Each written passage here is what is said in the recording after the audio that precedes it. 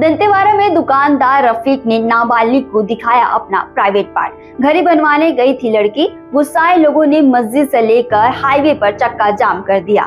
छत्तीसगढ़ के दंतेवाड़ा में सोमवार देर रात जमकर बवाल हो गया। सोमवार की शाम करीब 4 से 5 बजे के बीच 15 साल की नाबालिग अपने छोटे भाई के साथ घड़ी बनवाने इलेक्ट्रॉनिक दुकान गई थी।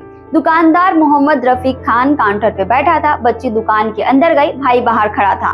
इसी बीच दुकानदार ने अपने दुकान में काम करने वाले 2 कर्मचारियों को बाहर भेज दिया। फिर वह खड़ा हुआ, उसने अपनी पैंट उतारी और बच्ची को अपना प्राइवेट पार्ट दिखाने लगा। युवक के इस करतूत से लड़की काफी डर गई, अपने भाई को लेकर दुकान से बाहर भागी। फिर ट्यूशन चली गई। ट्यूशन में अपने टीचर से सारी बात बताई। टीचर ने उसे इस जानकारी को अपने पेरेंट्स को बताने को कहा। बच्ची करीब 7 बजे के आसपास अपने घर पहुंची और अपने पेरेंट्स को बताई। मामले की गंभीरता को देखते हुए पिता ने इसकी जानकारी गिदम नगर पंचायत के अध्यक्ष रजनीश सुराना समेत आसपास के लोगों को दी। पुलिस को भी सूचना दी गई। धीरे धीरे यह खबर पूरे शहर में फैल गई। युवक के इस करतूत से गुस्साए दंतेवाड़ा की भीड़ ने उसे ढूंढने सबसे पहले मस्जिद को घेरा, फिर शहर में चक्का जाम कर दिया।